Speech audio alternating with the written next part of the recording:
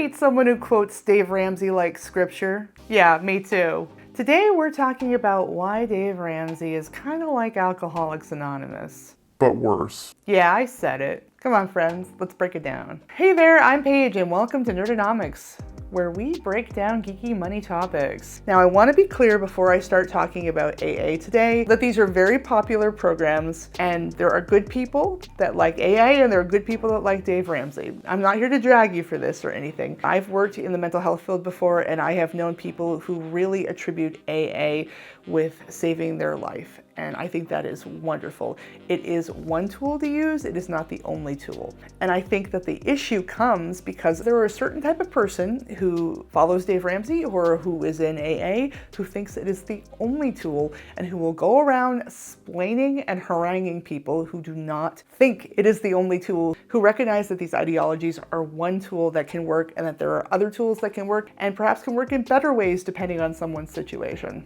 Okay, so how is Dave Ramsey like AA? Well, let's start with the surface level similarities and then we'll dive a little deeper. For starters, AA and Ramsey both focus on total abstinence.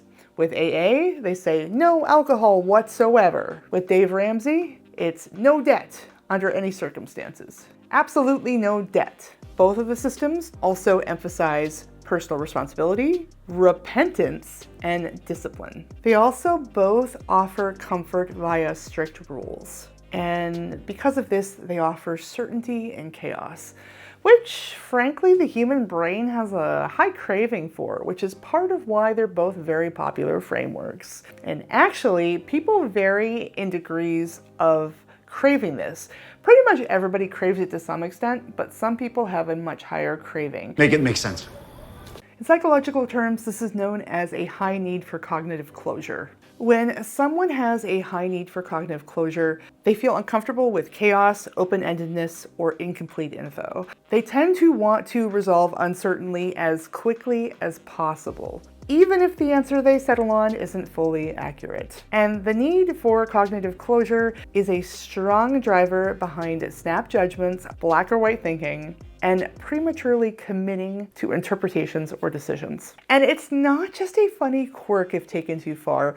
There's been a lot of compelling research in this area that has to do with extremist groups. It's very well documented. Violent extremists are, in particular, very high in this as well. And this is regardless of where they are on the political spectrum, left, right, center, anywhere. Because of this need for cognitive closure, extremists demand simple, absolute answers. They say, this is 100% right and this is 100% wrong, and they believe so with 100% certainty. They have a low tolerance for ambiguity, nuance, or gray areas, which frankly occur naturally in life, even if it vexes you or not, they are there. And they seek certainty and order to relieve internal discomfort or chaos. Their high need for cognitive closure pushes them to adopt rigid ideologies because any clear belief system is preferable to uncertainty.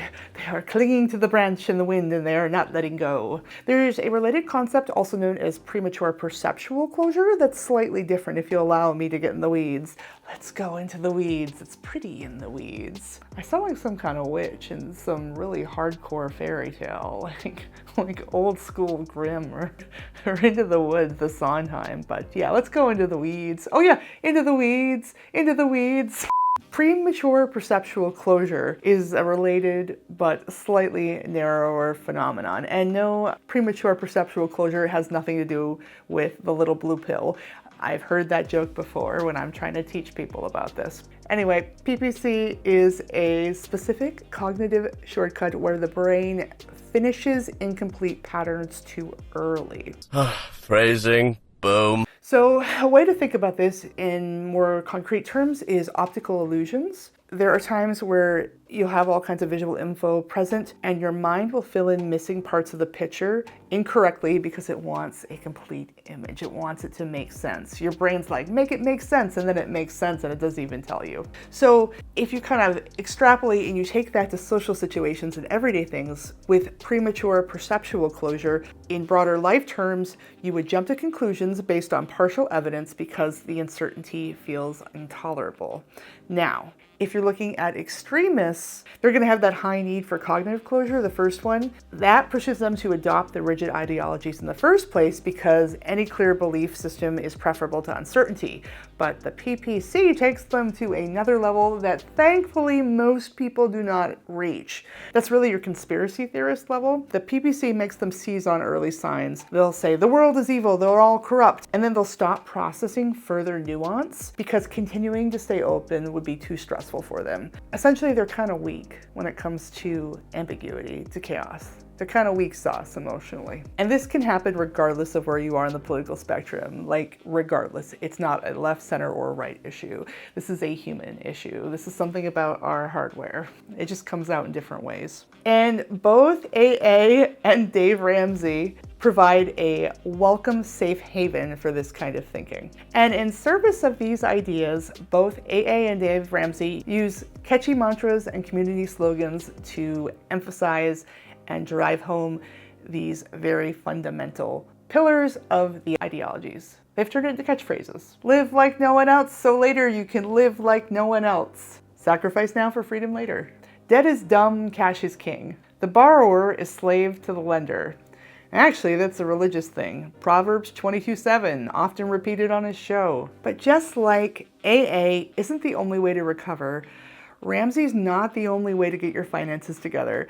And that's where things get messy. So let's talk about what the science actually says. If we're looking at something like behavioral change, we actually have a lot of research on this topic. Research in human beings, research in animals, and it all squares up. So when you're training, and particularly if you're trying to get somebody to stop doing something, if it's an undesirable behavior, there's all different ways you can do this. Okay, so if you're looking at something like operant conditioning, let's say you've got a little kid and you give them candy every time they say please. They'll start saying please a lot more. And what's interesting, if you've worked with kids at all, is if you stop giving them candy, a lot of times they will keep saying please. And that's because of something known as extinction. Even when the training and the reinforcement goes away, the trained behavior keeps happening. And that's cool, right? When it's something positive and welcome. Well, let's flip it around and look at something where you've learned a bad behavior. Let's look at spending addiction. So you're in this situation where you will take your money and you will buy something and you will get dopamine. You will get the feeling of achievement of having bought something. A lot of times that could be actually stronger than the joy of enjoying the item itself. There are people with spending addictions and shopping addictions that just give it away or hoard them in their homes and have a really hard time. Don't even use it because they are addicted to the dopamine cycle where they get something. So if you tell them, okay, well, you just need to stop, and you don't offer any other solution other than you just need to stop. Even if they stop, the thing about extinction is it never quite completely goes away. So even if they stop the spending and the cycle and everything, they're still gonna get that twitch. They're still gonna get that feeling. You need to have something to do with that feeling, which I will get into another episode here about some of the things that you can do. But briefly, you need to find another way to divert that dopamine response. You can't just starve it out. You gotta find something to replace the shopping addiction. So if you're looking at something like AA, it isn't just about stopping the alcohol, it's about replacing it. Now, the cool thing about AA, and I will speak well of AA for this, is that it gives you a community that is more helpful than the abstinence teaching. The science is bad on the abstinence as an idea. It's just the idea of just stop. Community support, however, is really helpful with people with substance addiction or anything, really. So something like, I'm not going to shop online for things, I'm going to go hang out with my friend at her house, we're going to go for a walk, is a good substitute for drinking or buying something. Like, that's the thing. The trouble does come a lot of times, especially with drinking, where if you have friends who drink, you might be in a social situation and you're more likely to fall back into that. So I think that's part of why there's this attitude, because it's very easy to get drinking again and to drink with other people and to have the alcohol erode you and kind of trick you into it because it'll lower your defenses. Like, it's a whole thing. I get it. The science is not good on just quitting it. Your brain will always want it.